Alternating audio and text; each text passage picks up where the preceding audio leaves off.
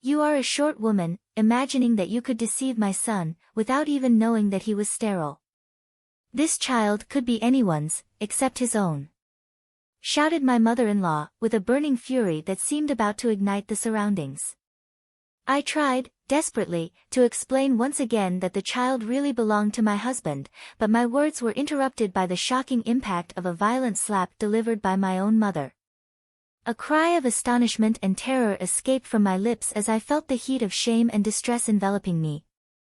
Then, in the midst of this whirlwind of emotions, my sister entered the room and revealed the truth, leaving all involved dumbfounded.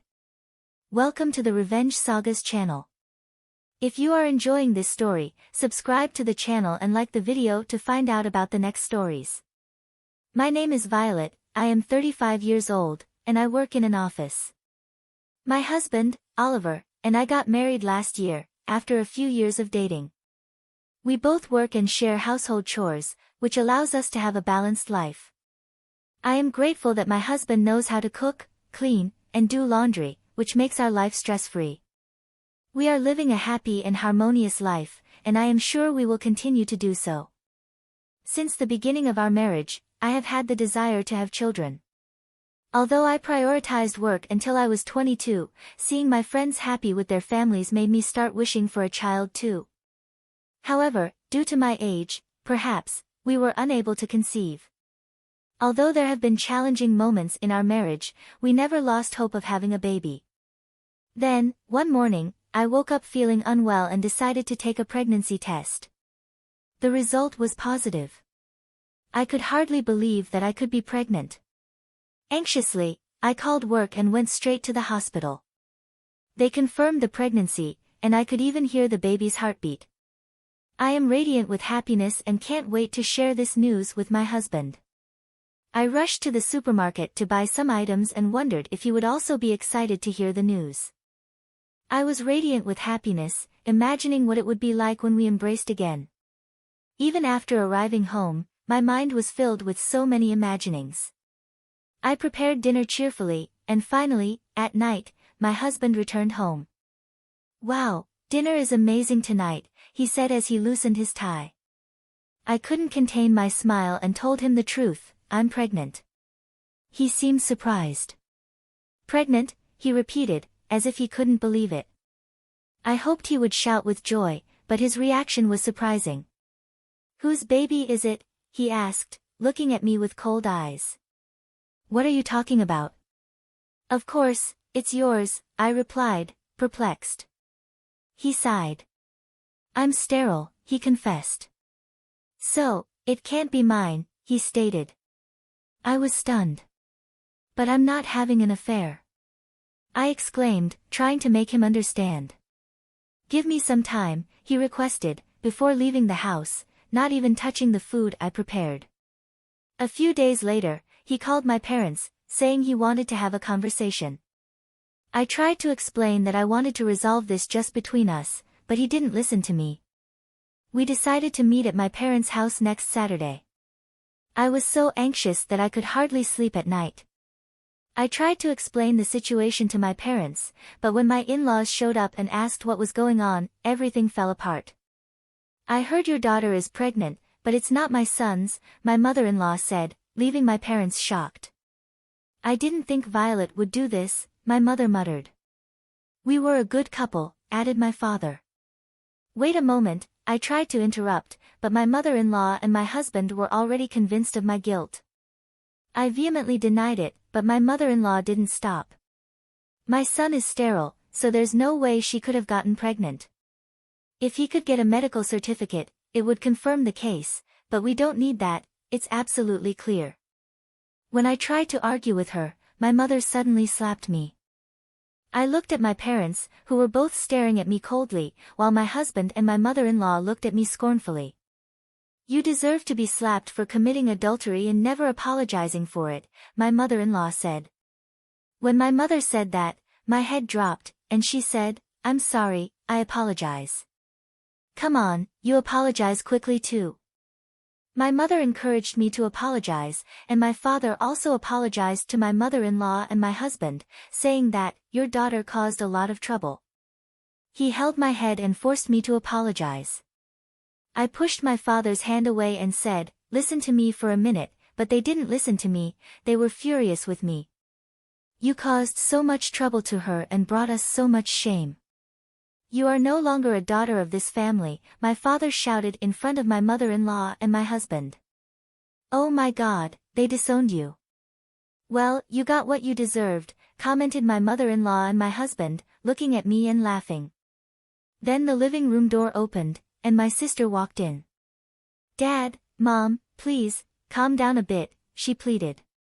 "Thank God, she's finally here," my father said, still angry with my sister. "I don't know how you can be so calm after hearing all this. Besides, it's none of your business," my mother said to my sister.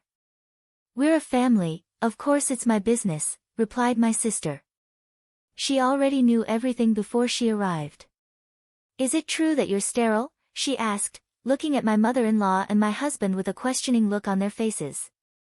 "No, absolutely not, but I think things will be easier if we have some facts to support her," said my sister, staying calm. "When did you take the test?" she asked, while my husband and my mother-in-law exchanged glances. "He didn't take any test," said my sister. "What?" I froze when I heard that. My sister is also surprised. "Well, then how can you assume he's sterile? What are you trying to tell us? He didn't take the test, but it's true." My sister asked if it would be okay if she questioned my mother-in-law about how she could be so sure. My mother-in-law let out an annoyed sigh and began to tell us the reason. "You know, my son was married once when he was young. That couple couldn't conceive after 7 years of marriage, and after the divorce, his ex-wife immediately got pregnant. That means my son was the reason she couldn't get pregnant. Now do you believe me? This time, I could tell she was cheating on me because he is sterile. The idea of you cheating on my son, yet still wanting to remain married to him is repulsive. You are a disgusting woman, you know that," said my mother-in-law, as my husband nodded along. "Yes, you're disgusting. You even made a title that I couldn't handle. You're beyond insulting me," he added. I was completely shaken. This isn't proof that my husband is sterile, but there's no way I can argue with them without any knowledge on the matter. I looked to my sister for help. She noticed and nodded slightly, so I began speaking again. "I understand, I can see why you would think there was an issue if you had such an experience. But I can't assert for certain that your son is sterile just because of this. There are families who have children after 10 years of marriage, without any specific fertility treatment." When my sister said this, my mother-in-law became irritated. "Don't try to deceive me with information you found on the internet." When she met my family, "I am a doctor and obstetrician," my sister replied. This left my mother-in-law and my husband surprised.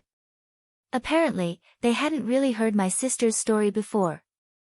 My sister was also surprised and said, "I explained this to you when we met before the wedding.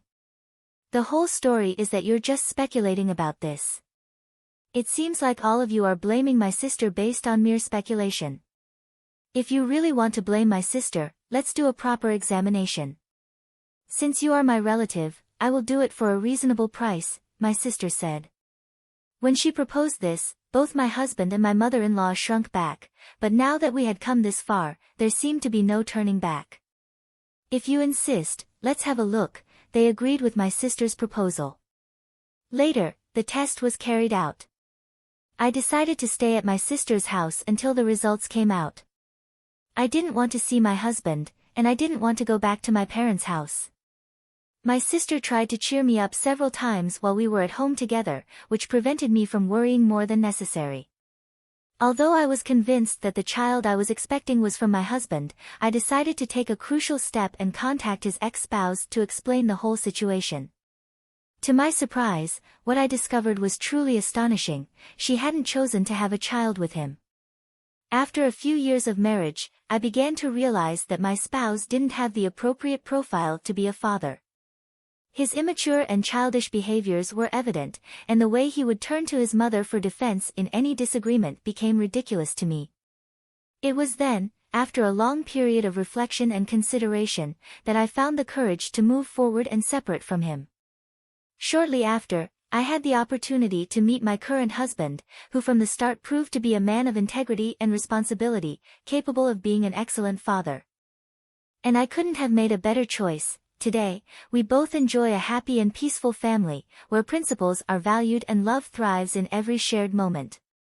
I shared this with indescribable peace. I was impressed by her response and very grateful for her sharing her story with me and consequently alerting me. A few weeks later, the test results came in.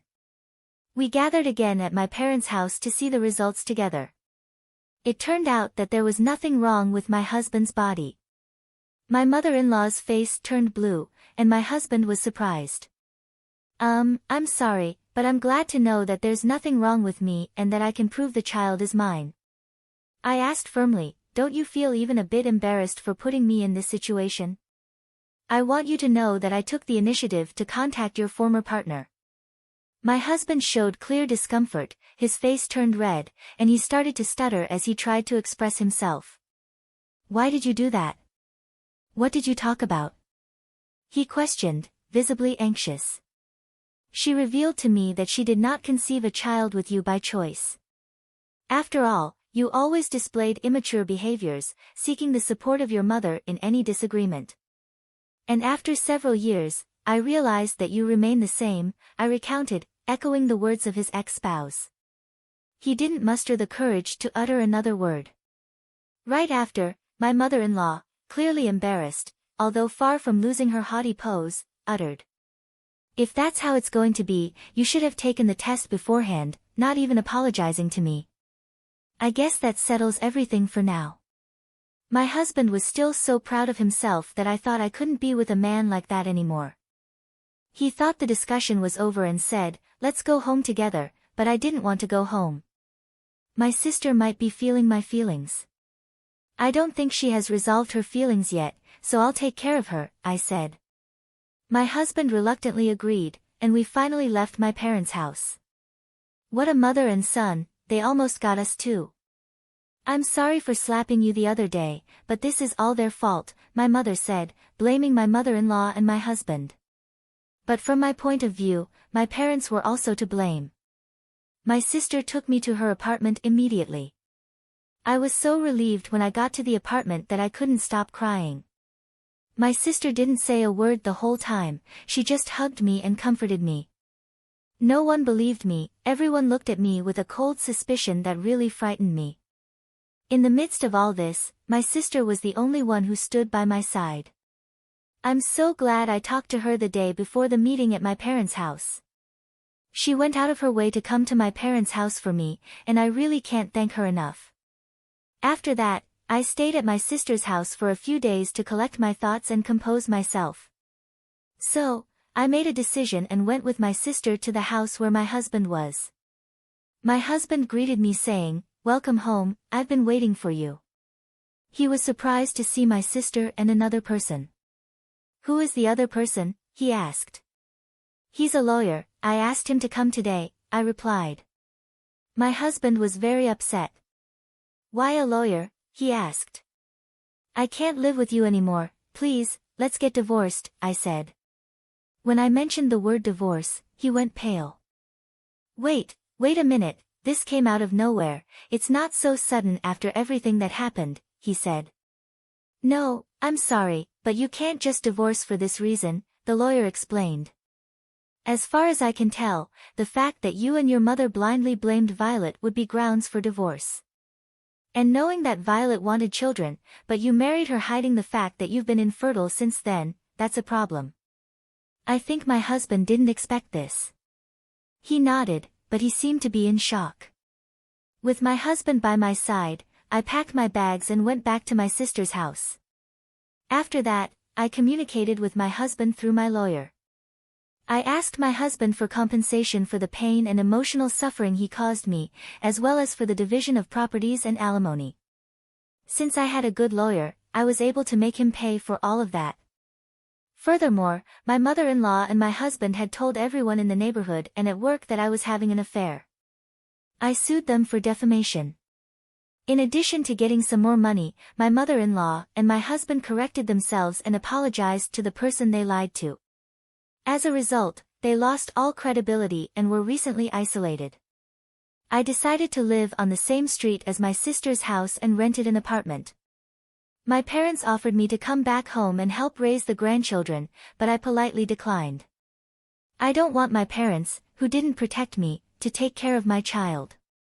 In fact, my sister also had a bad experience with our parents, who only cared about their image to society, so she decided to keep her distance from them. I owe them gratitude for sending me to high school and college, so I don't want to cut them off, but I'm very disappointed in them because of this. I will keep my relationship with them to a minimum. It's enough for me to have a sister who truly cares about me and stands by my side. It's evident that when she faces challenges, I'll be there for her, ready to offer my best support. Especially because of my future child, I feel I must find an even greater strength within me. Pointing fingers at someone based on mere conjectures, without even a minimum proper investigation, reveals how lamentable my husband's and mother-in-law's behavior is. And the parents who were swayed by these insinuations and blamed their own daughter without even listening to her also contribute to the complexity of this situation. I am immensely grateful to have such a wonderful sister. Although being a single mother may present its challenges, I am confident she will be an amazing mother. It's crucial that we value the bond we share with our loved ones and seek happiness in each passing day. Thank you for listening to the story up to this point. Now, I would love to hear what you think about this story. Leave your comment below, share your impressions and opinions. Your participation is essential to make our channel even better.